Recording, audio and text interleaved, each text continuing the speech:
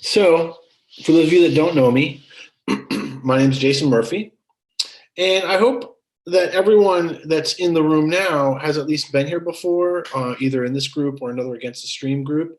And if you're absolutely new and you just kind of popped in, please just let us know. Just unmute yourself and say hi.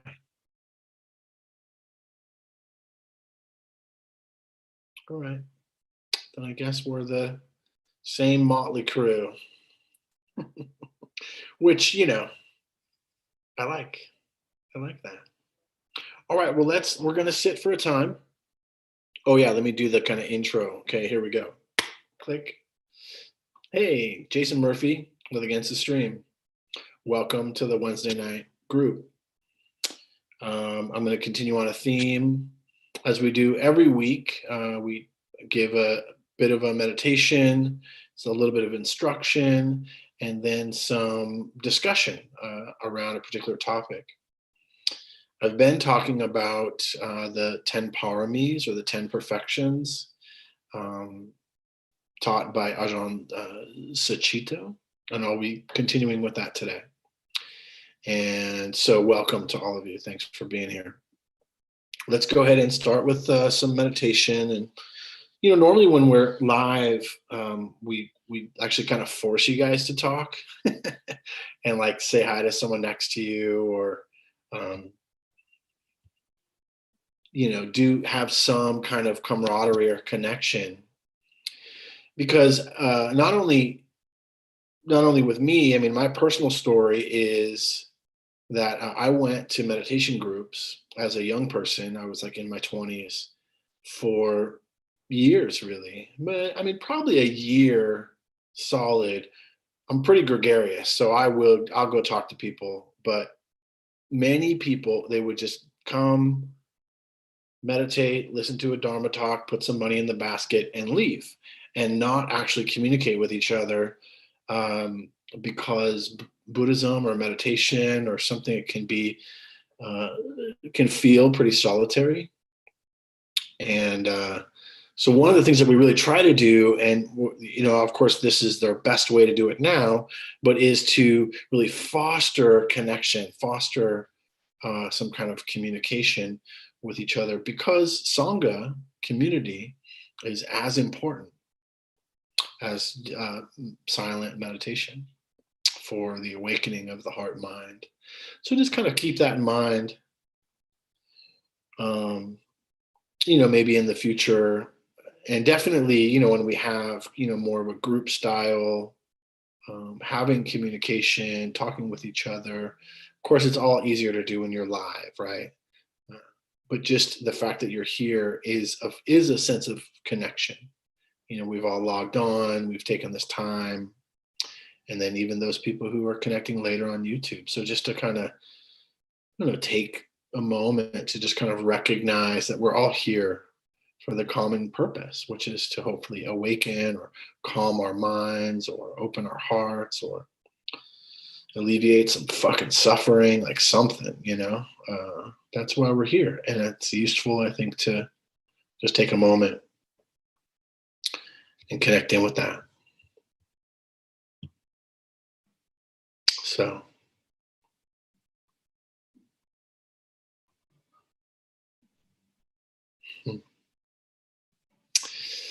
all right, well, let's go ahead and get started. Again, we've already started, but we're going to formally start a meditation practice. So getting in a posture that's workable, that's sustainable. And we're going to go through a body scan meditation practice today.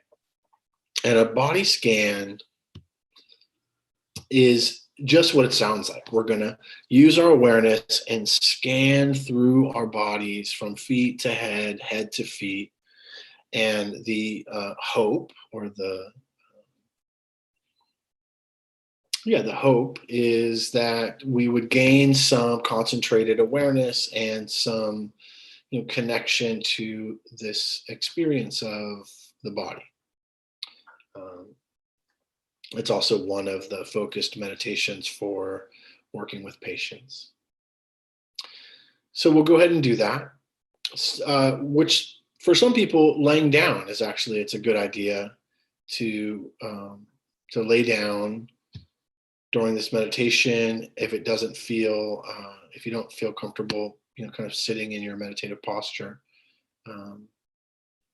Although if you're really sleepy, probably not a good idea to lay down, right? Because otherwise it'll be sleeping meditation, which is just kind of a different thing. I did a lot of that when I lived in the monastery. I did a lot of sleeping meditation, even though it's not suggested. All right. So it's helpful to allow the eyes to close or be downcast. Moving the body any way you feel like you need to or want to, kind of settling in. And then if you can, make a strong determination to try to not move during this formal meditation practice. Now, this isn't, we're not statues. And if something is bothering you, like there's pain involved, perhaps an adjustment is necessary. But the invitation is to be aware of whatever the instinct is to move before moving. Hearing the bell.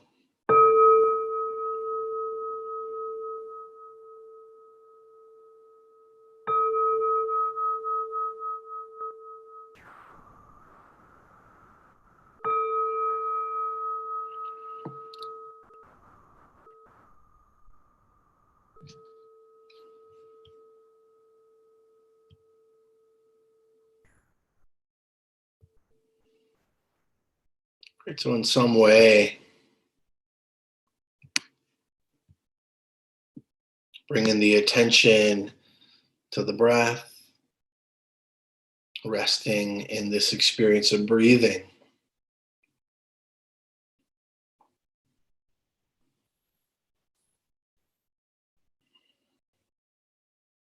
Connecting the attention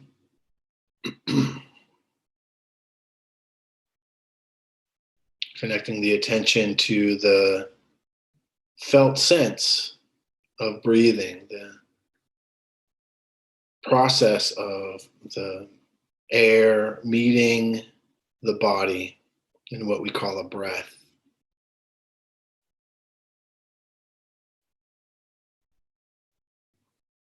The expansion and contraction of the lungs and the chest.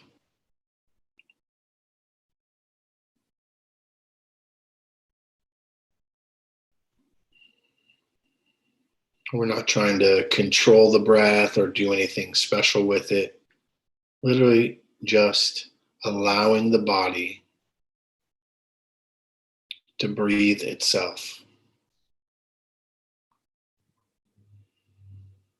And resting the attention or the awareness on that experience.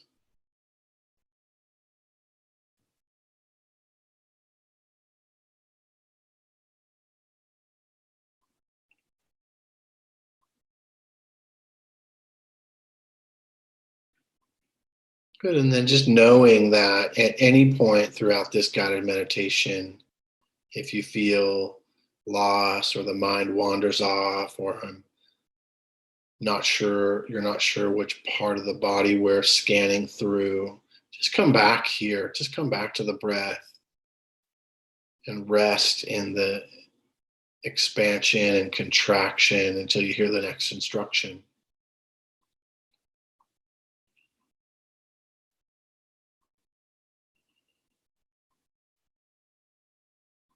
So if you can, aiming your attention towards the feet, the left foot, the right foot,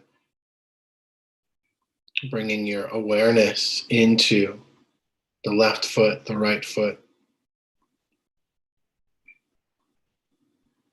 their position, the temperature,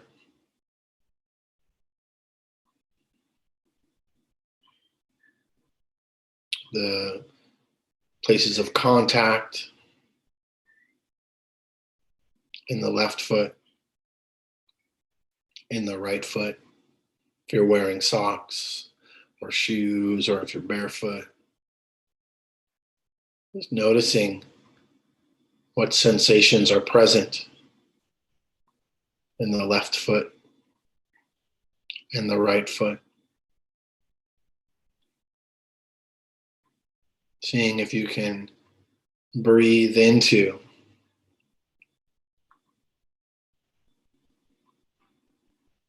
this place.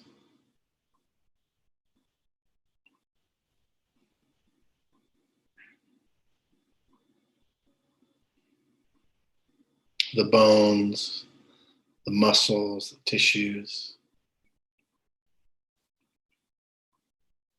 tendons, the skin. What's present here in this left foot and this right foot.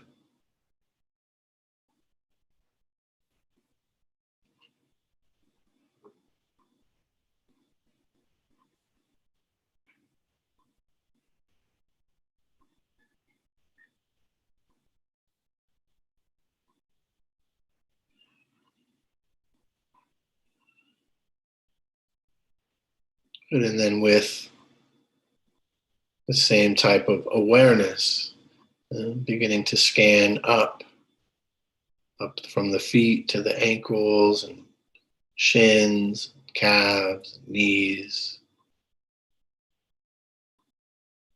the thighs, the lower portion of the body.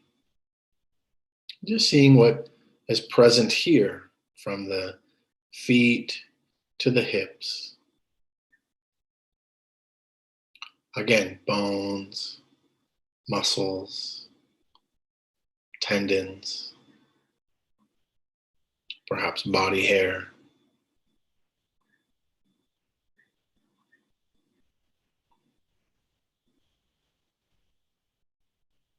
The different sensations that may be present in the left leg and the right leg. Touch points, places of contact.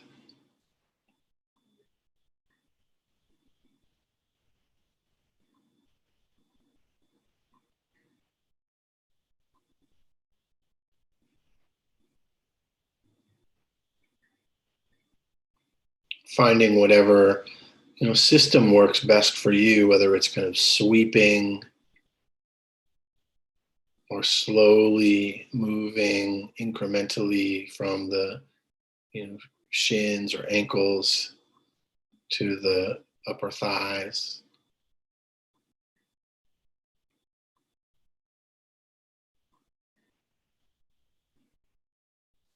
Seeing if you can penetrate beyond the surface,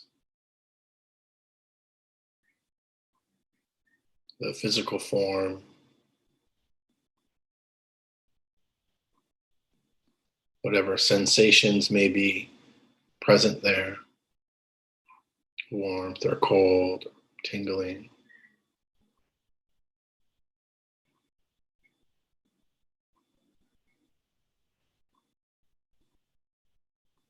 Is there a story? Noticing as we scan through the body,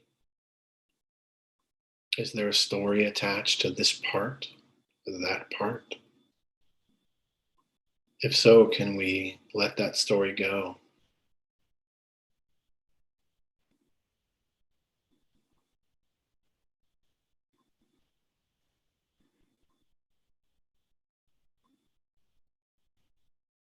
Moving the attention now up the hips, systems, filtration, reproduction.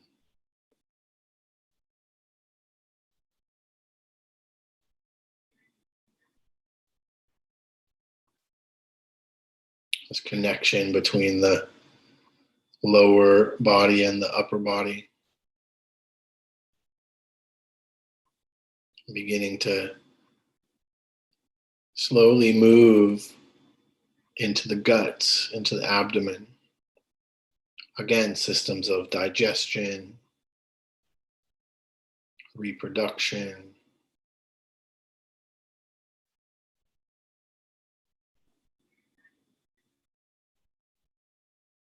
the different organs in the lower abdominal area.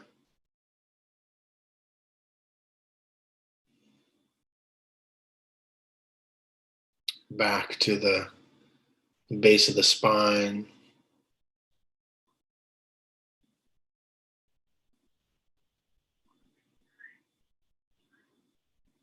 And one vertebra at a time, moving up the spine. Can we sense into the space in between the vertebra? The discs, the cartilage, part of the central nervous system.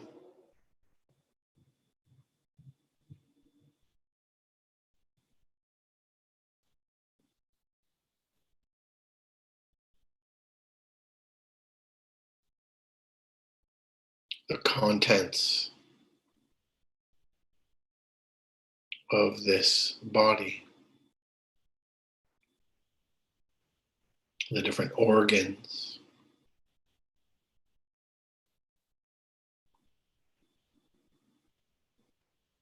working without our interference, really. It's just automatic.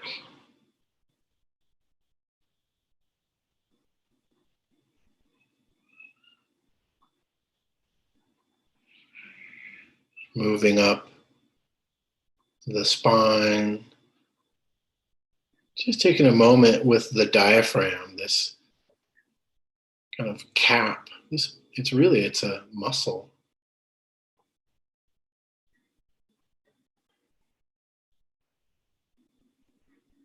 Some separation from the abdominal wall to the lungs.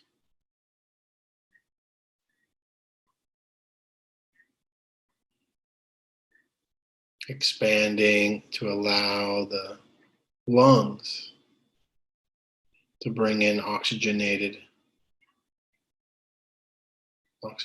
air, to breathe, connecting with the ribs.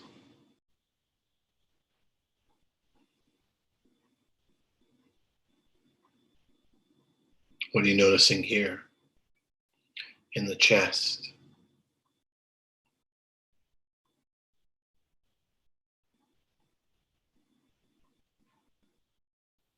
Tracing the ribs to the sternum. What can you notice here?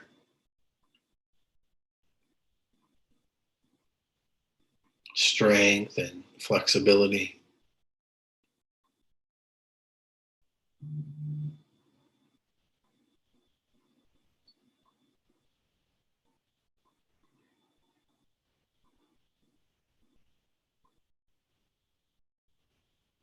The lungs expanding and contracting, filling the chest cavity.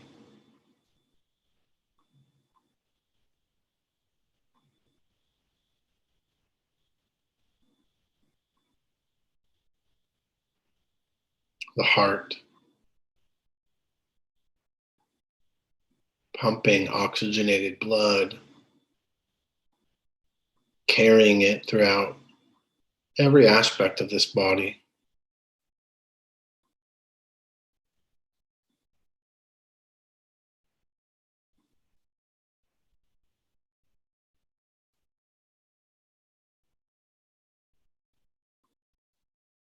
What else can we notice here? Some people call this the seat of our emotional self, or the emotional body.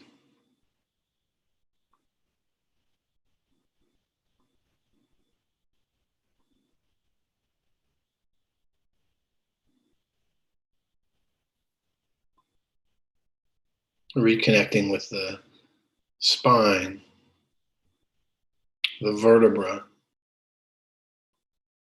the shoulder blades, the shoulders, the bones, moving out to the left shoulder and the right shoulder.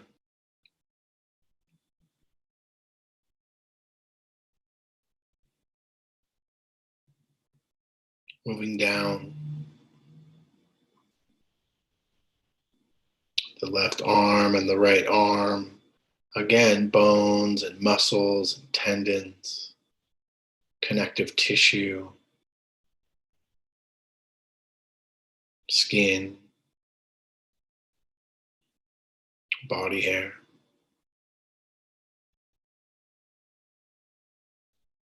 What can be known here? What can be felt in the arms?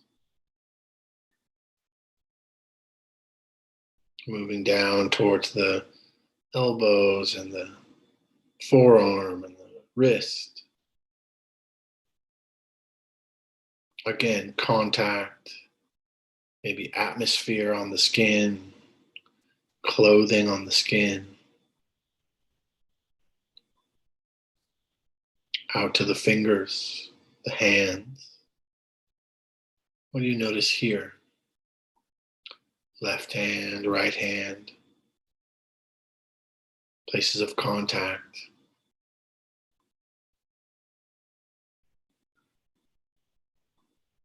Warm, cold, wet, dry, tingling.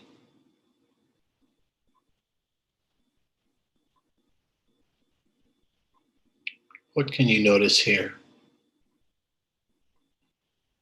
In the hands, the fingers, the fingertips,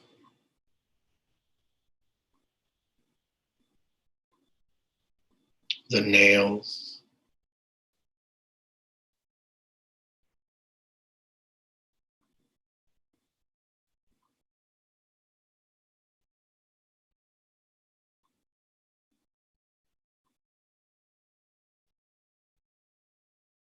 And when you're ready, beginning to move the awareness back up the arms to the shoulders,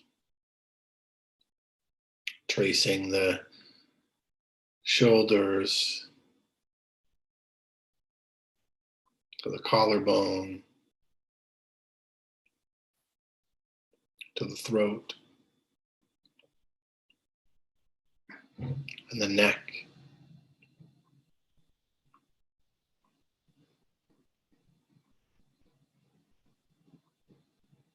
Circles of awareness now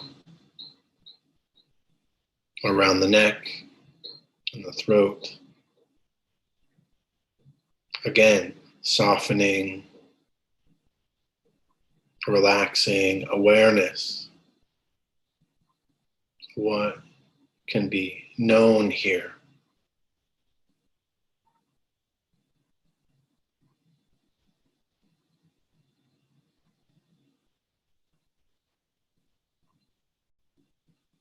Circles of awareness now. Base of the skull, jaw, chin, teeth. Moving up the front of the face, around the ears,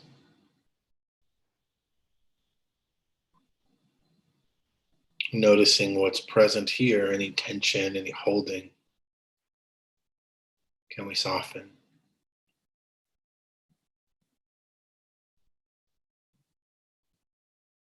Base of the skull, back of the skull.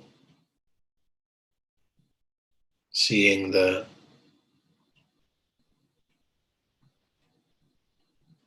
eyelids behind the eyes, the brow, forehead.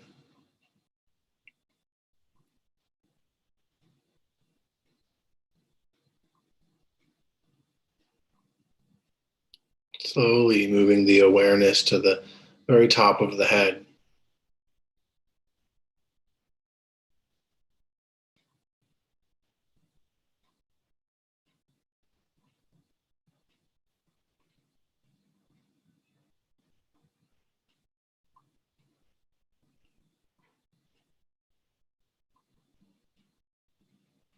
And if you can, with each breath, we're going to shift to a sweeping practice. So we'll be sweeping with our awareness from the top of the head to the bottoms of the feet.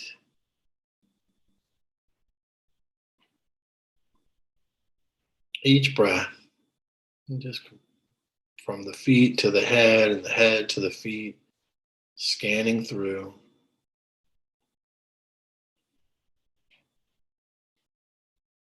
Seeing what's present.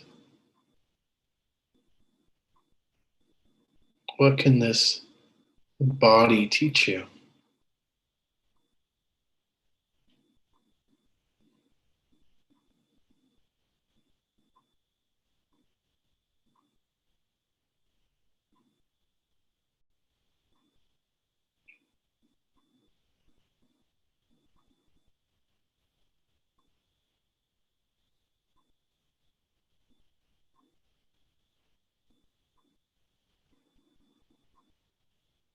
Noticing if there are aspects of this body that feel intolerant. Can we encourage a little tolerance, whether it's physical, emotional, energetic? Can we develop some patience with this body, this mind, as we sweep through head to feet, feet to head?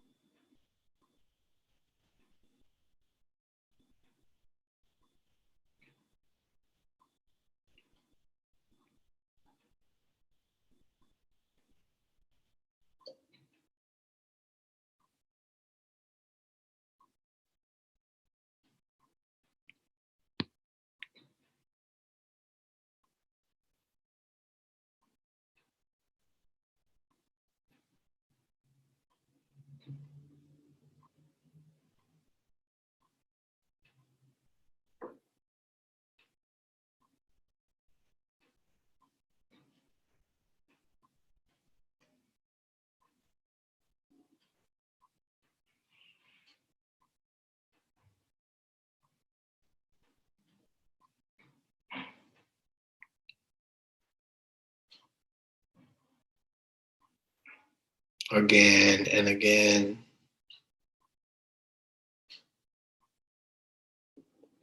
Allowing the awareness to penetrate deeper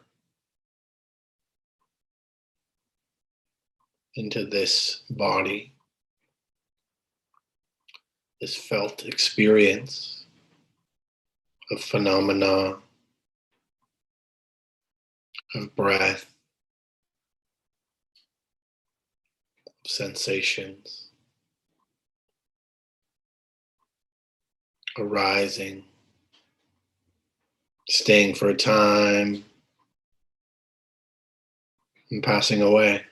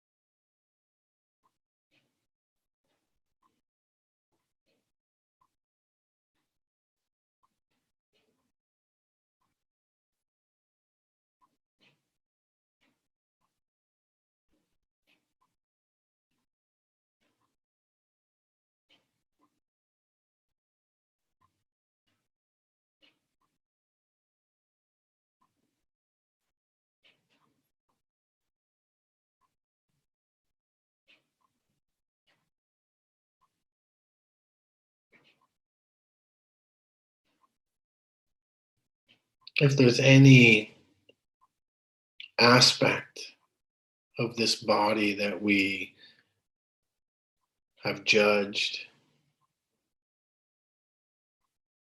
or hated or criticized, any aspect of this physical form,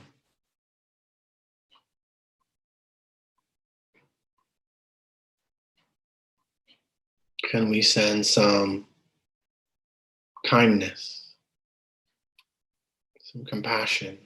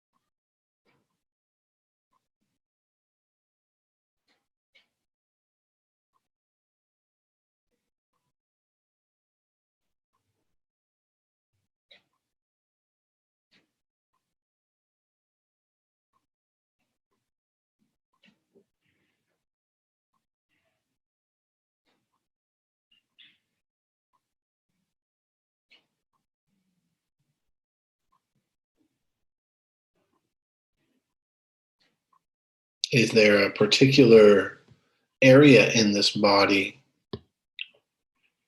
Maybe there's what we would call pain, or there's some kind of energy. Can we rest our attention there? What would be maybe unpleasant?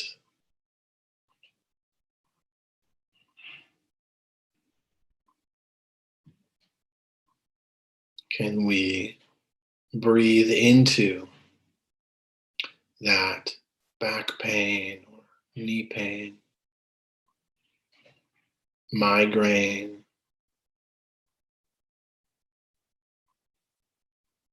sore elbow,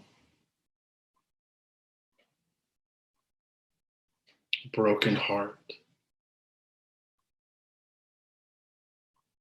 Can we breathe into it? Hold it with awareness.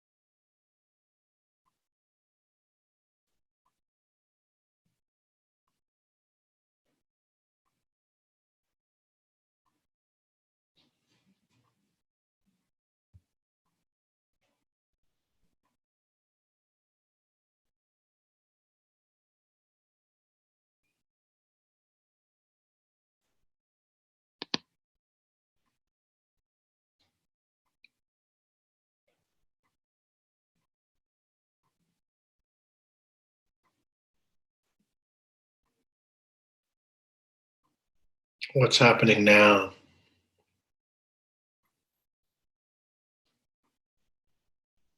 Has the mind abandoned the body?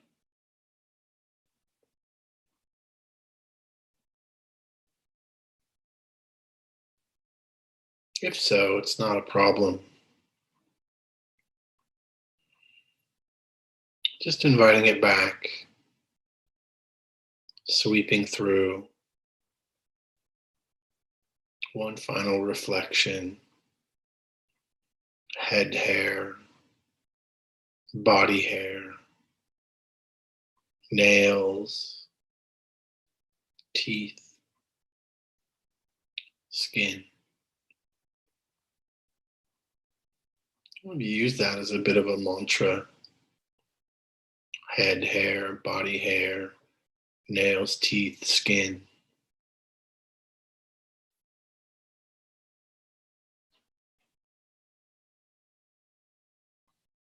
Can you connect with each of them?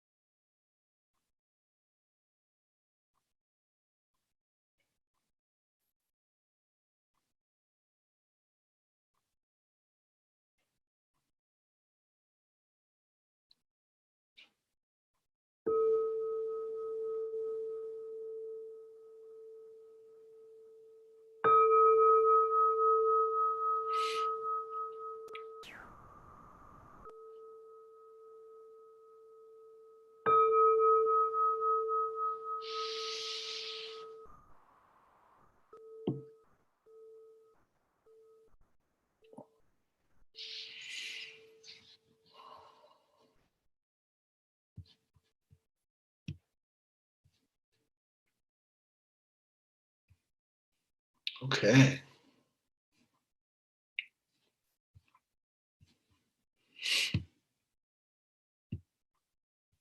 That was a body scan plus. I kind of did a body scan with a little emotional intelligence and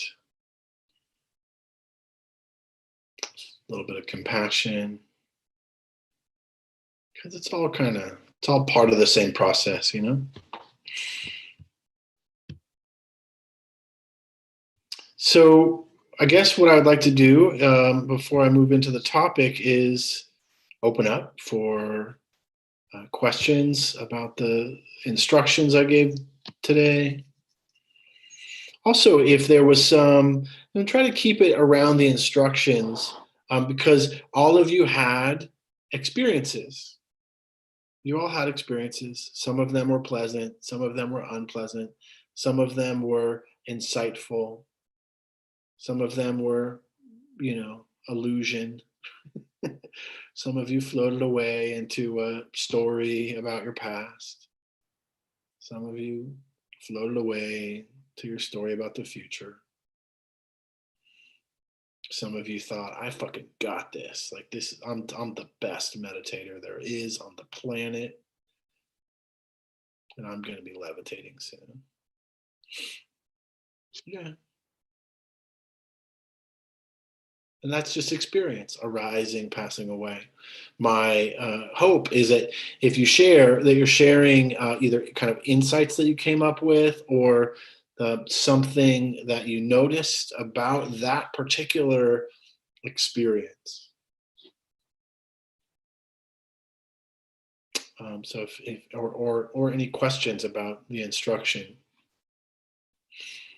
So we'll give it a minute or so if you have anything specific. Otherwise, I'll get into a topic.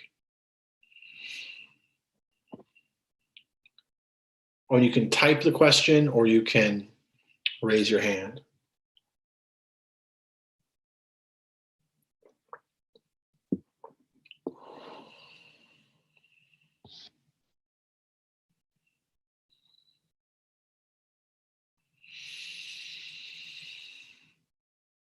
Okay. Well, Rick, is one aspect of what we are examining during such meditations is the distinction between our bodies and what we identify as me. Great question, Rick. That can come up. That's definitely a part of it. I think there's a number of things that happens with body-centered meditation practice. One is, yeah, the I, me, mine, like that kind of what is my body? Am I my body? That's a little bit like the kind of hair, nails, teeth, skin, like that kind of was it actually head hair, body hair, nails, teeth, skin it's a little bit like the Namyo Renge Kyo that somebody had mentioned before, head, hair, body hair, nails, teeth, skin. You can kind of do that as a practice. And it is to kind of break through the delusion that we are this body. This body is just a series of parts. And that's part of what is supposed to happen, or can happen, I should say. It's not supposed to. Yeah. So, and then the other, I guess, I'll just say with the other things that I think are useful, or my experiences have been in regards to body centered practice. One, concentration. The body likes to be paid attention to, in case you hadn't noticed. And um, there's this, there's this kind of attention to the aspects of the body that can help concentrate the mind, where we're just kind of not out here, we're actually kind of settling in to, the left foot, the right foot, the arm, the elbow, the spine, that kind of stuff. So it's a concentrated practice in that way. And then also, I feel like the emotional, like we have all these stories about our bodies, don't we? You know, about what it used to be, what it could be, what it was, what it should be. Sometimes there's been times where I've scanned through and there's a certain part of my body, like, oh, I remember when I injured my shoulder, and I would get into some story about when I injured my shoulder. I spent a long time once, some time ago. I used to box, and I have a like scar tissue in my right nostril, and sometimes it really bothers me, and it makes it hard to breathe. And I would get stuck in this story of how I was sparring with this guy, and just the bringing it back, because I would start to feel the nasal passage closing or whatever, right? So yeah, so there's all that. There's a lot that can be found in this body. So thanks for bringing that question up. Anything else on the body, or on the practice? Okay. So I'm going to get into the topic for tonight, and then we'll open up again for some other questions. And so the topic for tonight is patience, and patience is the next aspect of the 10 paramis, or the 10 perfections. And why this happens. So and I've been using this book called Parami. It's by Ajahn Sucitto. It's a great book. It's free online. They'll be posted. And Ajahn Sucitto just has a very eloquent way of unpacking this list of teachings, and very thorough. You can really, even stuff like tonight's topic, patience, or you know, um, last week, and I've been working with this. I don't know if you guys worked with this at all, but I worked with this week. Last week we talked about effort and energy, and I've really been kind of sussing out kind of the difference, like in my own practice, between when is applying effort in my life or in my practice necessary, and then when is kind of protecting or re-energizing, either protecting my energy from external sources, or reinvigorating my energy through internal resourcing. I've really been kind of working with that this week and seeing the difference and the challenges with that. And then, so this kind of effort and energy moves into, rightly so, patience. And, patience isn't talked about a whole lot in just kind of the general teachings of the Buddha, like Four Noble Truths or whatnot, but it's pretty central.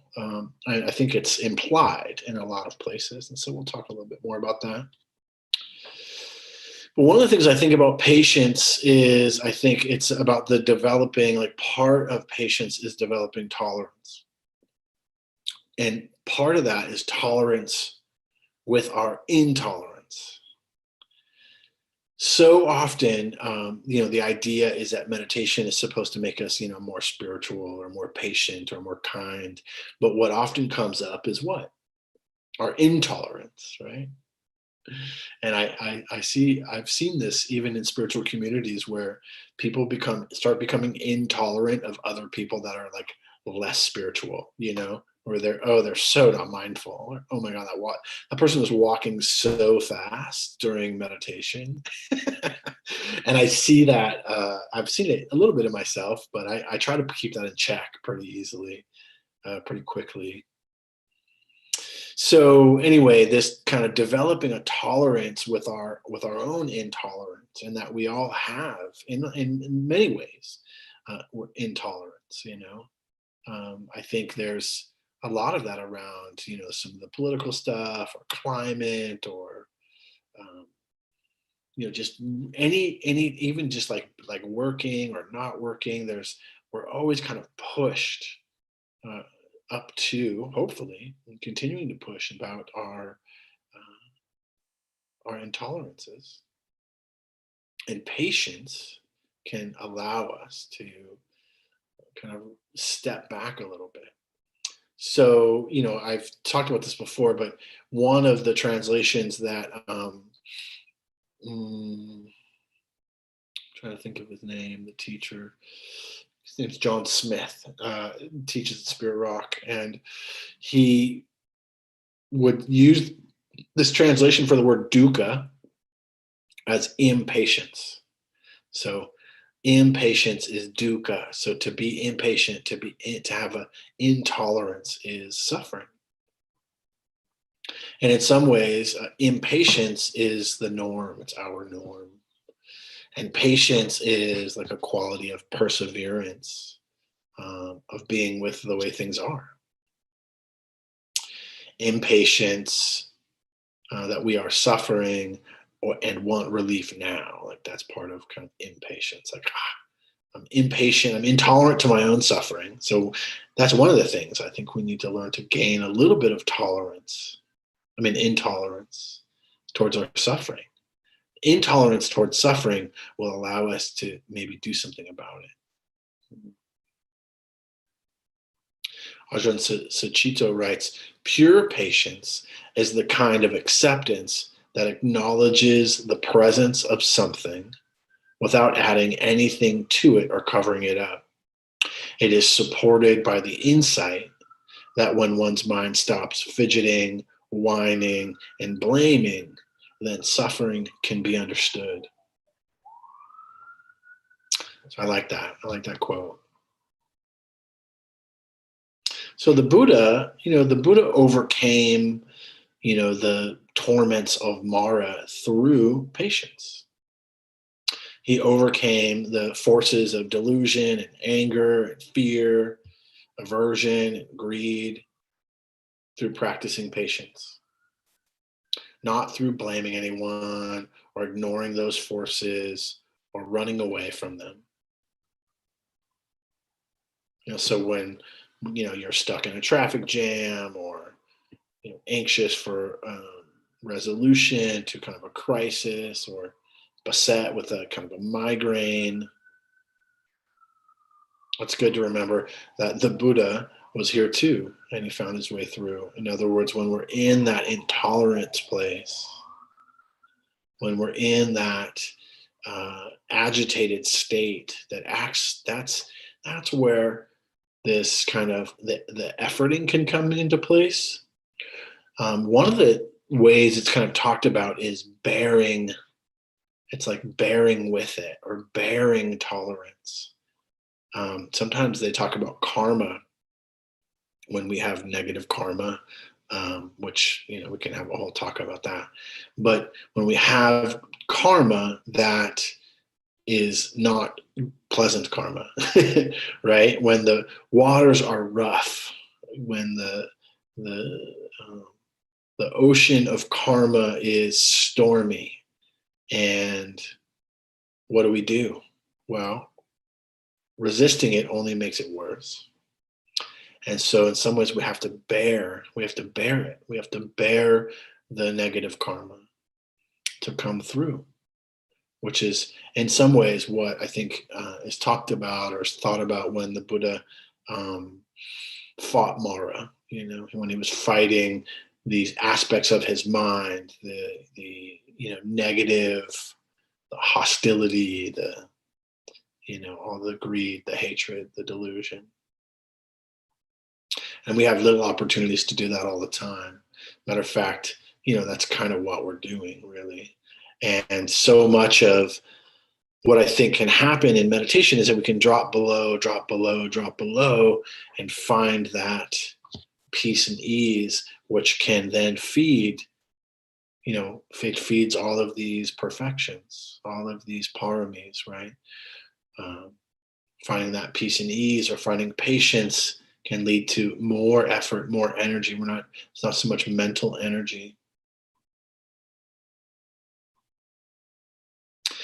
Patience holds us present with the suffering in a spacious way. So we can open to the suffering and have it be not where there's some resolve there. And encouraging the mind to open, and an open mind both feels more peaceful in itself and more readily sees into the cause of its suffering. So this idea of kind of pushing against suffering or avoiding it, which is what we instinctually do, all of these paramis, right? The renunciation, the following the precepts, the learning to be more generous, I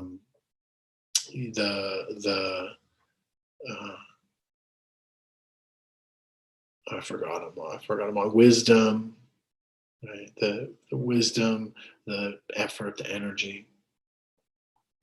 Each one is building on the foundation of allowing us to kind of transform our suffering a little bit more.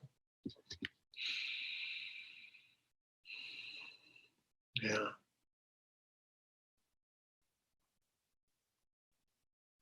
All right, so I don't know, patience. I feel like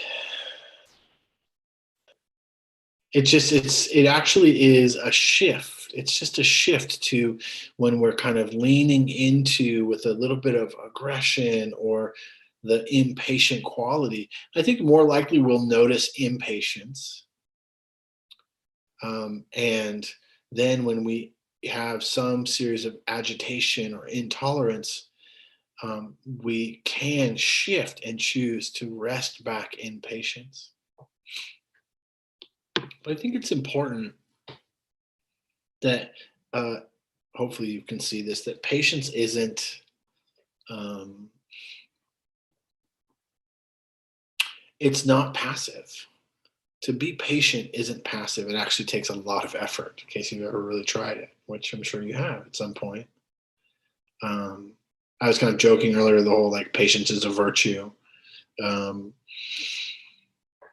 I mean, it is. I mean, that's what we're calling, that's what they're calling it here in Buddhism, that patience is a virtuous act for ourselves, that it's helping us to see clearly and to be less reactive, particularly less reactive emotionally.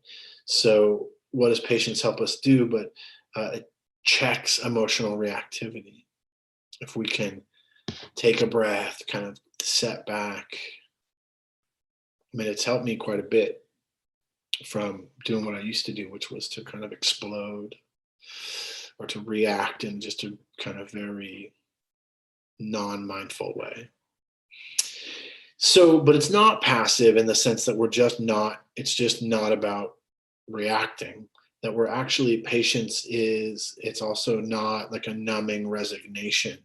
So it's about learning how to transform suffering and step forward in a clear-minded way. One of the things that I really appreciate about activism is the way that it can really cause change, at least, I mean, sometimes very like political change, but more changes like a shift in with the way in which maybe a large group of people view something. Um, but one of the things that I feel like happens a lot with activism is that there's a lot of aggression, there's a lot of anger, there's a lot of, it's fueled by a lot of this just kind of emotional reactivity, which to some degree can, I think, be useful. But at some point, what I have noticed is that people, they stay locked in that, and they're, it's kind of addicted to and chasing the anger, the aggression, because maybe it feels good. Maybe it's just all they've known, or it's a conditioning. So anyway, not necessarily, I'm not like a kind of huge activist, but I am saying kind of like checking the difference between emotional reactivity, which is but not avoiding. We're not avoiding kind of dealing with what's happening for us emotionally when we see things happening in the world, or even just on our street, or it's not about not acting, but it's about doing so skillfully. And to have some patience sometimes just means like pause between the stimulus and the reaction. Between the stimulus and the reaction, there's a space. And within that space lies a choice for freedom or a choice for suffering. But if we can't see that, if we haven't developed that, if we haven't developed, I mean, the space is there, but if we haven't developed enough mindfulness to kind of see it and take it, just as, a half a breath, a full breath, 3 breaths, I used to, well, I didn't work directly. I have worked with inmates, but not directly with this particular group, which was in San Quentin. And these were a group of lifers, and many of them violent lifers. I was working with, I heard this is a secondhand story, but I was working with a guy who would bring meditation into San Quentin prison and work with lifers over a period of time. And many of these lifers, a lot of it was like anger management and meditation and emotional intelligence, social emotional learning.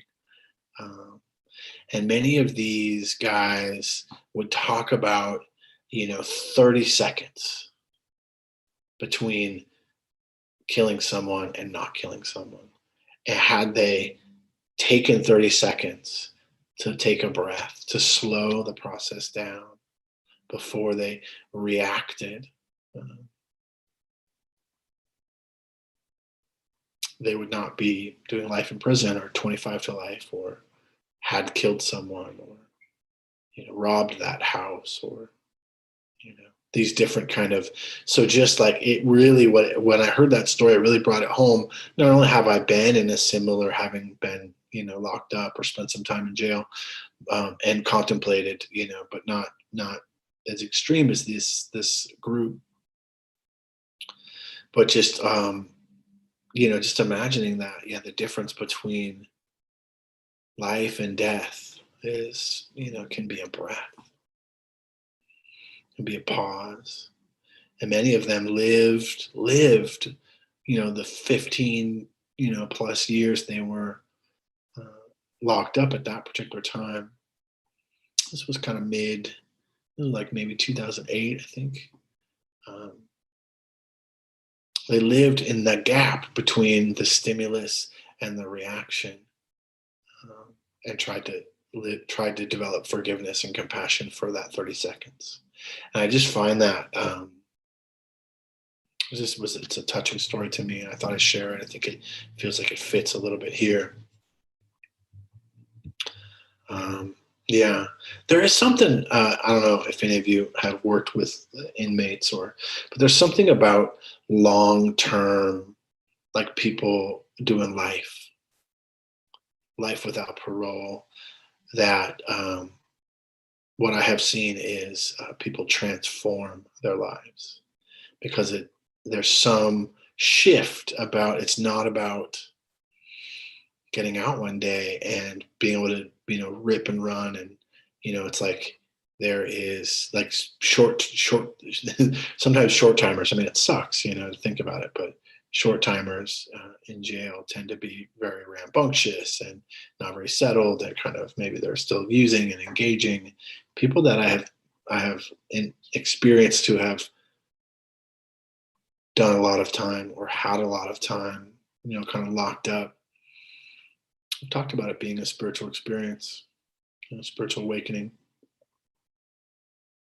You know, what else are you gonna do? We're all doing time anyway. You know what I mean? That's what this is. How do we want to live this life? What will you do with this one wild and precious life? All right. So with that, I'll open up questions, kind of comments. Let's go with questions first. And if you're not someone who has spoken up or asked questions in this group, I really want to encourage you to participate, not only for yourself, but also just so others can kind of hear your voice and, um, you know, be a part of.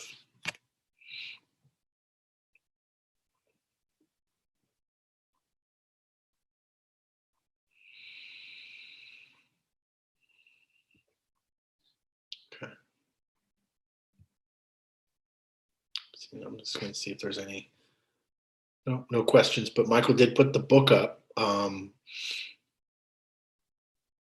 With no questions in the. I don't think, let's see. No. You can write a question or speak up if you'd like.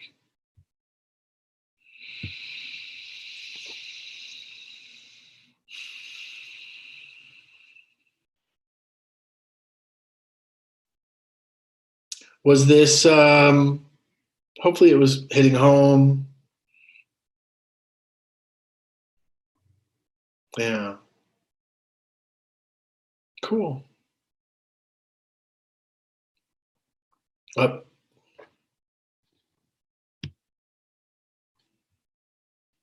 Okay, here's a question. Any feelings about acts of heroism that may have not taken place if patience had been practiced? Hmm. Yeah, I mean, I think I mean, that's another, yeah, great question. And, um, at what cost, right? Sometimes we can we can do that. Sometimes, I mean, what popped into my mind was a time where I intervened in a violent kind of abusive act, and I didn't even think about it. Like, it wasn't about patience, it was about action. It was about intervening for the protection of those who were about to be harmed. And I have zero regret. Actually, I feel like sometimes it's really useful.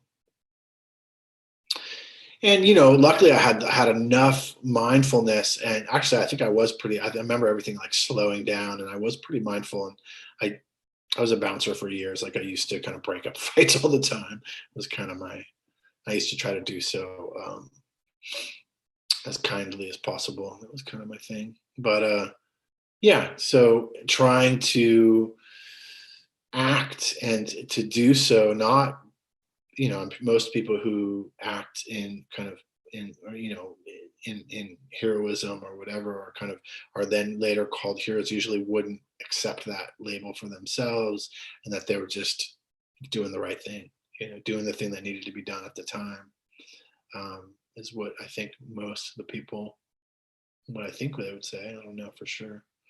Um, yeah. Yeah, I think it's necessary. I also think sometimes um, a pause can be useful, more often than not. Um, and sometimes, yeah, we need to be able to act.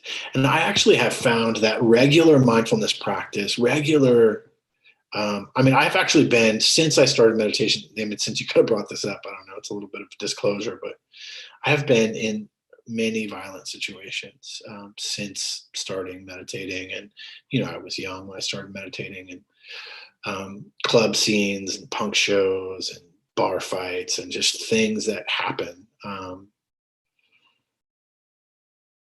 And I feel like mindfulness meditation has really allowed me to be able to kind of to see that space, that pause between stimulus and reaction, and allowed me to be able to respond in as kind and as harmless of a way, if it was personal, or also just to kind of give myself space away from whatever was happening, So, yeah, I don't know. I'm kind of riffing now, so I'll shut up.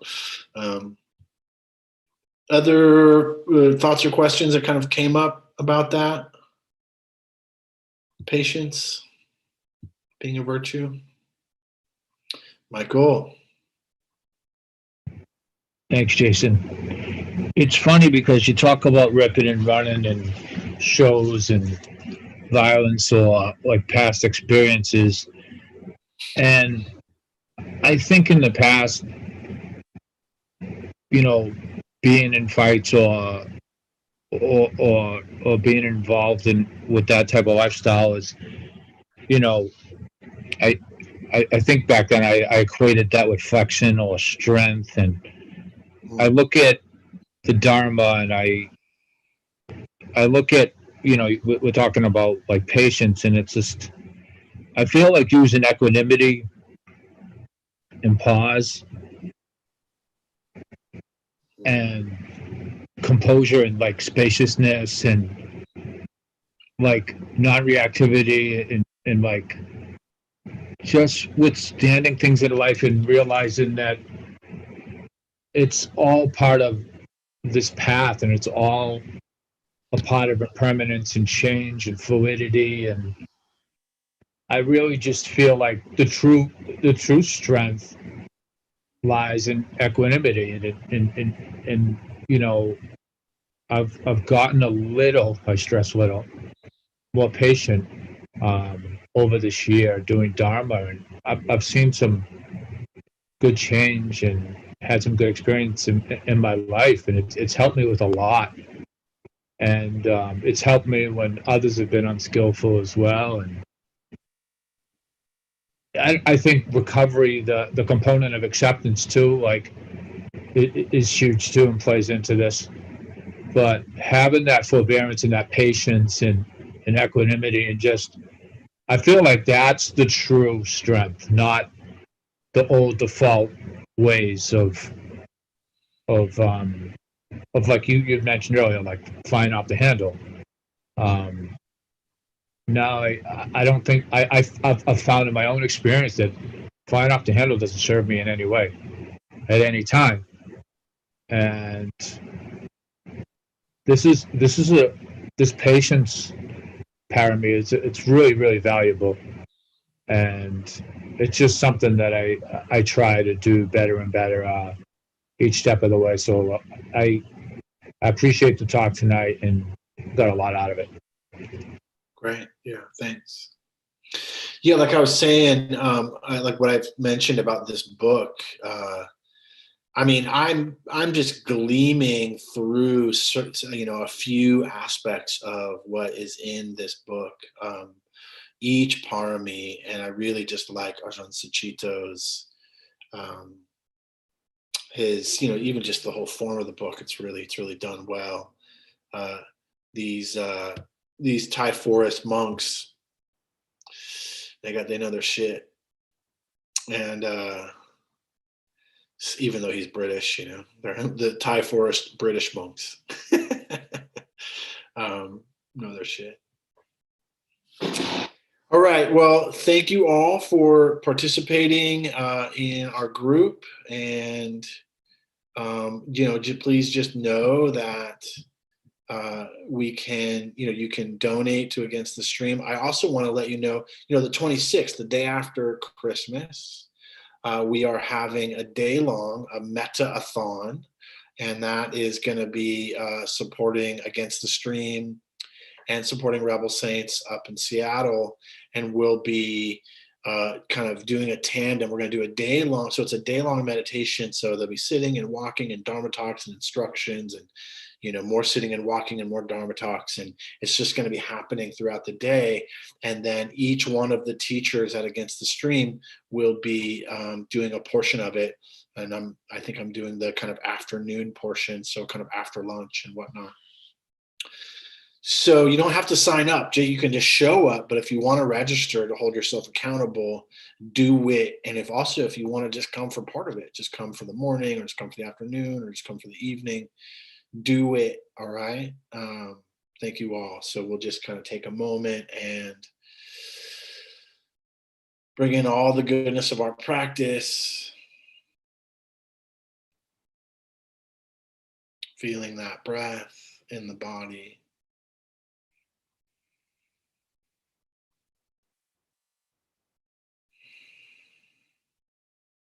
Recognizing all the goodness of our practice and the momentum of energy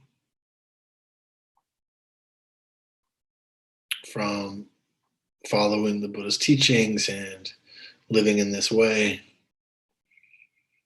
And then wishing that all beings may be happy, and that all beings may be peaceful, and that all beings everywhere may be free from suffering, even the ones we don't like.